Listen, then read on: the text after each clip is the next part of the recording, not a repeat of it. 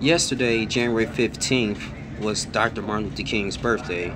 Whole world was honoring him based on his legacy, him leaving the civil rights movement era in the 1950s, into 1965, shortly after his death in April 4th, 1968.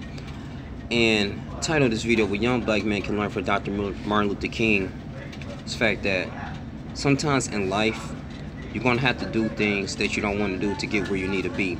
And let me explain like that. Martin Luther King, basing a little bit in his life, man, those who don't know, he grew up in a middle-class family, man, Atlanta, Georgia.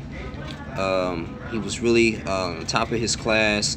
He actually took an entrance exam at the age of 15 when he was in high school, I want to say, and he passed it and got into Morehouse.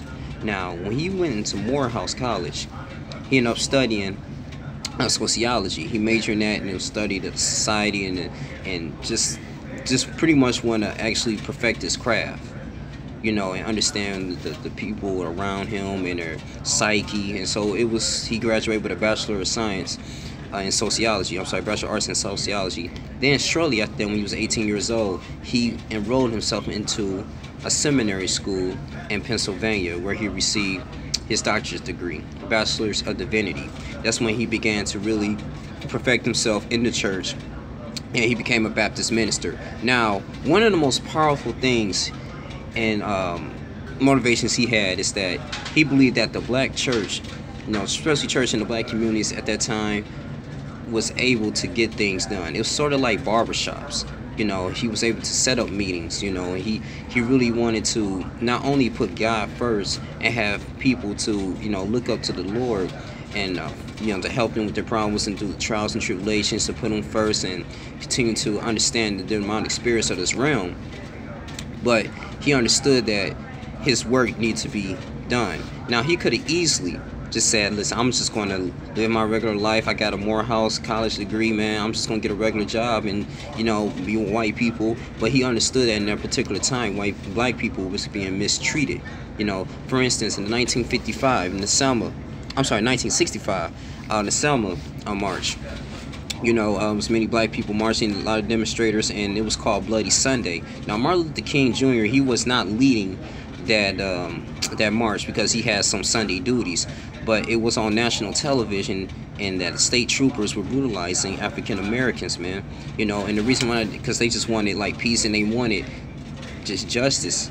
They wanted to have the right to vote. This before they passed the Voters' Right Restriction Act in 1967. African Americans able to vote. They had to go through the poll tax, man.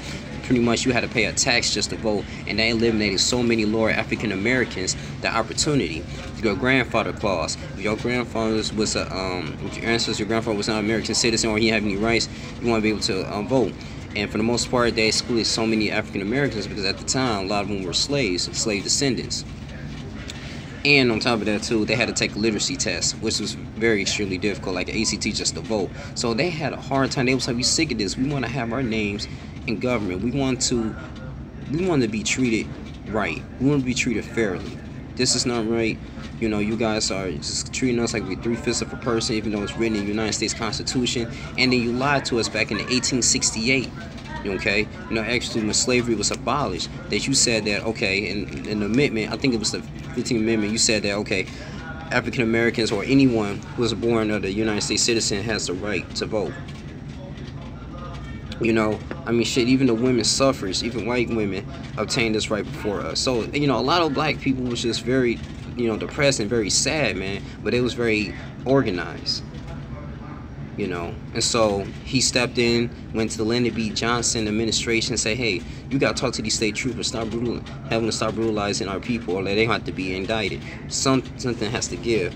Then in 1955, the Montgomery bus boycott, that was famous with Rosa Parks in a particular time. Like, okay, why we always got to give up our seats for a white man? How come we always got to go to the back of the bus? If not, that was against the law. So they was going through a lot of Jim Crow, there was a lot of separation, a lot of segregation going on, but he believed in integration.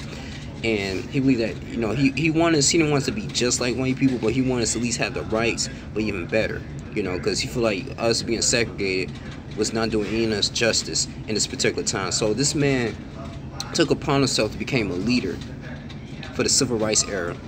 You know, him walking with Malcolm X, they had different, you know, ideologies. Malcolm X, you know, he believed in the violence thing. You know, since a motherfucker hit you, you hit him back.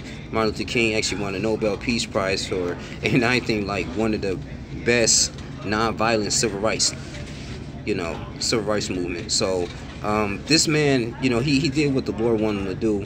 And I'm tying this back in to the black community. Sometimes as young black men, you know, you niggas probably don't want to go to work and more, or you don't work 2 or 3 jobs, or you don't want to go to school, you know, do anything to better yourself because you know it's challenging. But you expect everything to come to you, which is not how life works. You might get beat. This might be people that's smarter than you in your classrooms, you know, but are you going to let that stop you?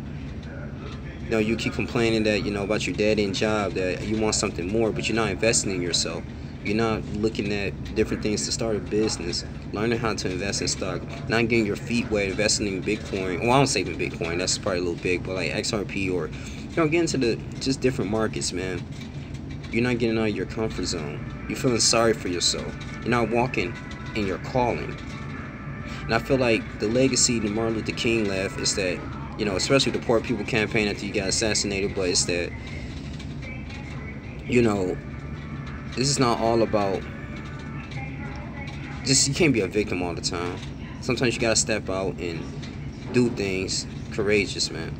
I mean, it's gonna be the small things. Just set up a plan, set up a time management plan. You know, because we are not a protected group. You know, you got black women, they say they're the most educated individuals.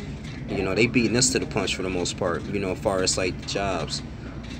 You know, you can take care of your business, man. You can be that manager. You know, and it's not more about materialistic things, but it's for just growing, improving yourself each and every single day. And that's what I learned from Martin Luther King's legacy, man, and it's just reading about it.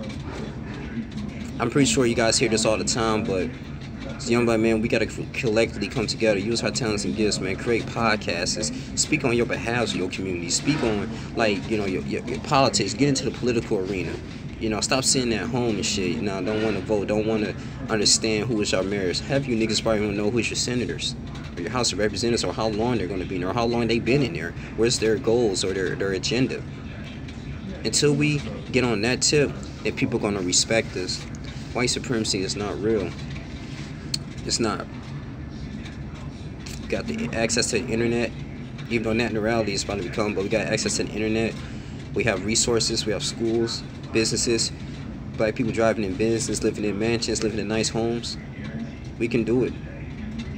But as young black men, we gotta stop playing the victim, and then too, we gotta associate ourselves with people that's gonna help us grow, you know, and be positive, because you're in your circle. If you open your circle too big and have no, that's not even on your group, or it's not even, you don't even have a platform, it's not with to help you in your agenda, you're doing yourself a disservice. Have an agenda, have a goal, have a plan, and steadily work hard at it. I don't care if you want to be a janitor for the rest of your life. Work hard at it. And then build. Whether you have a girlfriend or family or not, do it for yourself, as long as you got breath in your body. And that's what I'm doing each and every single day. But that's all I want to say. This is what you can learn from, you know, from Martin Luther King's legacy. As young black men, just be resilient, be persistent, be consistent, have an agenda, and never give up. Because you're going to fail. You're going to fail when you do something new.